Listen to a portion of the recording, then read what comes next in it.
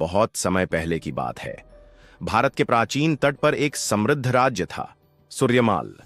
राज्य का राजा था राजा अरिंदम। अरिंदम साहसी था, पराक्रमी था। उसने कई युद्ध जीते थे और अपने शौर्य से शत्रुओं को परास्त किया था।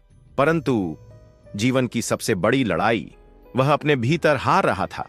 राजा के पास सब कुछ था, धन, सेना, महल, वैभव, लेकिन उसके मन में एक खालीपन था। उसे लगता था कि उसकी आत्मा अधूरी है, जैसे कोई पहेली का टुकड़ा गायब हो। सीन 2, राजा की बेचैनी। राजा अपने कक्ष में अकेला बैठा सितारों की ओर देखता है। नैरेटर। रात के समय अक्सर राजा अकेले महल की ऊंची बालकनी से समुद्र की ओर निहारता। उसकी आंखों में एक सवाल होता, क्यों लगता है कि इस समुद्र की लहरें मुझे पुकार रही हैं? उसके मंत्री, सैनिक, यहां तक कि रानियां भी उसकी इस अजीब बेचैनी को समझ नहीं पाते। पर सच्चाई यह थी कि समुद्र के भीतर एक रहस्य उसका इंतजार कर रहा था। सीन 3, जलपरी का रहस्य। समुद्र का दृश्य, चमकती लहरें, चांदनी की परछाइयां, एक हल्की मधुर धुन। नैरेटर धीरे, जादुई लहजे में। समुद्र की गहराइयों में रहती थी एक जलपरी जिसका नाम था नैना। नैना का सौंदर्य इतना अद्वितीय था कि चांद भी उसकी मुस्कान देख शर्मा जाए। उसकी आंखों में गहराई थी, जैसे पूरा समंदर उनमें कैद हो। परंतु वह सिर्फ सुंदर ही नहीं थी, वह बुद्धिमान भी थी। समुद्र की पुरानी विद्या, जड़ी बूटियों का ज्ञान और जीवन का रहस्य सब उसे मालूम था। किंतु उसे एक श्राप मिला था। वह केवल तब तक जीवित रह सकती थी जब तक कोई सच्चे दिल से उसकी आत्मा को पहचान न ले। सीन 4, पहली मुलाकात। समुद्र किनारे राजा अकेला घोड़े पर थका हुआ, रात का समय। नैरेटर। एक दिन युद्ध से लौटते समय राजा थकान से चूर होकर समुद्र किनारे रुक गया। वह चांदनी रात थी, लहरें धीरे धीरे रेत को छू रही थीं। राजा की आंखें बोझिल हो गईं और तभी उसने सुना एक मधुर गीत। वह आवाज मानो किसी अप्सरा की थी। राजा ने मुड़कर देखा और उसकी सांसें थम गईं। वहां पानी से झलकती चांदनी के बीच एक जलपरी उभर रही थी। उसके लंबे काले बाल, मोती जैसी चमकती त्वचा और आंखों में असीम करुणा। राजा अवाक खड़ा रह गया और पहली बार उसके मन का खालीपन जैसे भर गया हो। सीन 5, वार्तालाप और रहस्य। राजा और जलपरी आमने सामने। पृष्ठभूमि में समुद्र की आवाज। जलपरी मधुर स्वर में, राजा अरिंदम, तुम क्यों इतने उदास रहते हो? तुम्हारे पास सब कुछ है पर मन शून्य क्यों है? राजा हैरानी से, तुम मुझे जानती हो? जलपरी मुस्कुराकर, समुद्र सब जानता है राजा, और मैं समुद्र की बेटी हूं। नैरेटर। राजा को समझ नहीं आया कि यह सपना है या हकीकत, पर उसके दिल ने पहली बार सुकून पाया था। वह उस जलपरी से बात करता रहा घंटों तक। पर जलपरी ने एक बात साफ कही, राजा, मैं तुम्हारी जिंदगी में सिर्फ उतनी देर तक रह सकती हूं जब तक तुम अपने भीतर की सच्चाई को पहचान नहीं लेते। दूसरा भाग, प्रेम और संघर्ष। सीन 6, नई सुबह, नया रहस्य। नैरेटर। अगली सुबह राजा अरिंदम ने सोचा कि शायद पिछली रात जो हुआ वह उसका भ्रम था। पर जब वह फिर समुद्र तट पर पहुंचा, वही मधुर आवाज, वही जलपरी उसकी आंखों के सामने आ खड़ी हुई। इस बार राजा ने हिम्मत करके पूछा, राजा, तुम कौन हो और क्यों मेरा दिल तुम्हें देखकर ऐसा धड़कने लगता है जैसे बरसों से तुम्हें ढूंढ रहा हो? जलपरी। मैं समुद्र की बेटी हूं, मेरा नाम नैना है। मैं तुम्हें इसलिए मिली हूं क्योंकि तुम्हारे भीतर की तलाश तुम्हें मेरे पास खींच लाई है। पर याद रखना, हमारा मिलना एक वरदान भी हो सकता है और अभिशाप भी। सीन 7, राजा और जलपरी का संबंध गहराना। नैरेटर। दिन बीतने लगे। राजा रोज युद्ध, दरबार और महल की चकाचौंध छोड़कर समुद्र तट पर आने लगा और नैना उसे अपनी कहानियां सुनाने लगी। वह बताती, समुद्र के नीचे कितनी अद्भुत दुनिया है, कैसे मोतियों के बीच रोशनी नाचती है, कैसे शार्क भी कभी कभी रक्षक बन जाते हैं। राजा मंत्रमुग्ध होकर सुनता रहता। धीरे धीरे उसके दिल की खाली जगह भरने लगी। उसे लगा अब उसकी तलाश पूरी हो रही है। सीन 8, पहला संघर्ष। नैरेटर। परंतु हर कहानी में संघर्ष आता ही है। राजा के मंत्री और सैनिक चिंतित हो उठे। महाराज, दरबार में समय नहीं देते, राज्य के कार्यों की उपेक्षा करने लगे हैं। आखिर ऐसा क्यों? कुछ दरबारी कानाफूसी करने लगे। कहीं कोई जादू टोना तो नहीं हो रहा? महाराज का मन किसी रहस्यमयी शक्ति में फंस गया है। राज्य की प्रजा भी परेशान थी। वे अपने राजा को वीर और नायक मानते थे, लेकिन अब वह हर रात समुद्र किनारे किसी अजनबी से बातें करता दिखाई देता।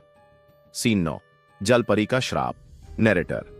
राजा ने आखिर एक दिन जलपरी से पूछा, राजा, नैना, यह सब क्या है? क्यों मुझे लगता है कि तुम कोई रहस्य छुपा रही हो? जलपरी, आंखों में उदासी ली। हां राजा, मुझ पर एक श्राप है। मैं समुद्र की अप्सरा थी, पर घमंड और जिद ने मुझे जलपरी बना दिया। अब मेरी आत्मा अधूरी है। जब तक कोई इंसान सच्चे दिल से मेरी आत्मा को पहचान कर मेरे अस्तित्व को स्वीकार नहीं करेगा, मैं मुक्त नहीं हो सकती, वरना हर 100 साल में मैं इसी समुद्र की लहरों में खो जाती हूं। सीन 10, राजा का प्रण।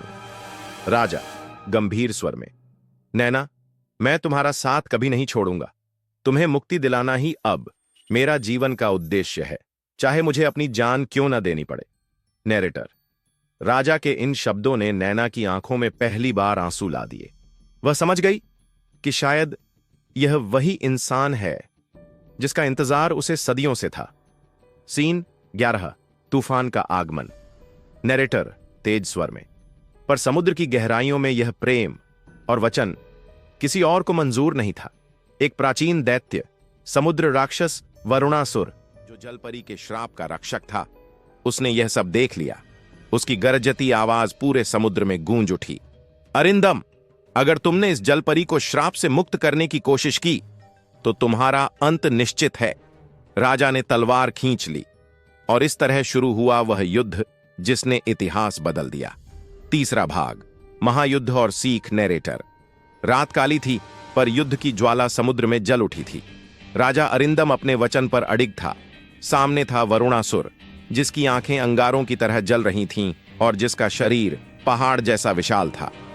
वरुणासुर गरजा, मूर्ख मानव, तू एक जलपरी के लिए अपनी जान देना चाहता है? याद रख, समंदर का श्राप तो कोई नहीं तोड़ सकता। राजा ने तलवार उठाई और उत्तर दिया, शक्ति से बड़ा अगर कुछ है तो वह है सच्चा प्रेम और वचन। मैं पीछे नहीं हटूंगा। और फिर युद्ध शुरू हो गया। नैरेटर। राजा ने तलवार से प्रहार किया, पर राक्षस लहर बनकर गायब हो जाता। कभी वह समुद्र की गहराई से कांटे जैसी धाराएं निकालता, कभी राजा को तूफान में डुबाने की कोशिश करता। राजा घायल हो गया। उसका शरीर लहूलुहान था, पर उसका साहस अडिग था। उधर जलपरी नैना रोते हुए प्रार्थना कर रही थी, हे समुद्र देव, कृपा करो, इस मानव का हृदय सच्चा है। नैरेटर भावुक स्वर में, वरुणासुर ने एक भीषण लहर उठाई और राजा को समंदर की गहराई में पटक दिया। राजा का शरीर निर्जीव सा पानी में डूबने लगा। यह देखकर नैना का दिल चीर गया। उसने चीख कर कहा, नहीं, यह सब मेरे कारण हो रहा है। अगर मुझे श्राप से मुक्ति के लिए उसका जीवन चाहिए तो मैं यह सौदा नहीं चाहती। और जलपरी ने वही किया जो किसी ने सोचा भी नहीं था। उसने अपना अमृतमयी मोती, जो उसकी आत्मा की शक्ति थी, राजा के मुंह में रख दिया। मोती के स्पर्श से राजा की सांसें लौट आईं, पर नैना का शरीर धीरे धीरे मिटने लगा। नैरेटर। राजा ने आंखें खोलीं तो उसने देखा नैना का स्वरूप धुंधला हो रहा था। उसने उसे रोकना चाहा, पर नैना मुस्कुराई। जलपरी। अरिंदम, तुमने मुझे आत्मा की सच्चाई दिखाई। तुम्हारे प्रेम और त्याग ने मुझे श्राप से मुक्त कर दिया। अब मैं समंदर की अनंत लहरों में विलीन हो जाऊंगी। लेकिन याद रखना, सच्चा प्रेम कभी खत्म नहीं होता, वह हमेशा आत्मा में जीवित रहता है। इतना कहकर नैना की चमकती देह समंदर की लहरों में बिखर गई। राजा अकेला रह गया, पर उसके दिल में अब कोई खालीपन नहीं था। वह जान चुका था, प्रेम सिर्फ पाने का नाम नहीं, बल्कि त्याग का नाम है। नैरेटर। उस दिन के बाद राजा अरिंदम बदल गया। अब वह सिर्फ युद्ध का नायक नहीं था, बल्कि एक दयालु और न्यायप्रिय शासक बन गया। उसने सीखा कि जीवन का सबसे बड़ा धन है दूसरों के लिए जीना। उसकी प्रजा खुशहाल हो गई। समुद्र तट पर अब भी लहरें गूंजतीं, और जब भी राजा वहां जाता उसे लगता कि नैना की मधुर आवाज लहरों में फुसफुसाती है, मैं हमेशा यहीं हूं, तुम्हारे हृदय में। नैरेटर प्रेरणादायक स्वर में। दोस्तों, यह कहानी सिर्फ एक जल परी और राजा की नहीं है। यह कहानी हमें जीवन का सबसे बड़ा सबक देती है। सच्चा प्रेम, सच्ची मित्रता या सच्चा कर्तव्य कभी स्वार्थी नहीं होता। सच्चाई का अर्थ है त्याग करना, दूसरों के लिए जीना और अपने वचन पर डटे रहना। याद रखिए, धन, वैभव, सत्ता सब नश्वर है।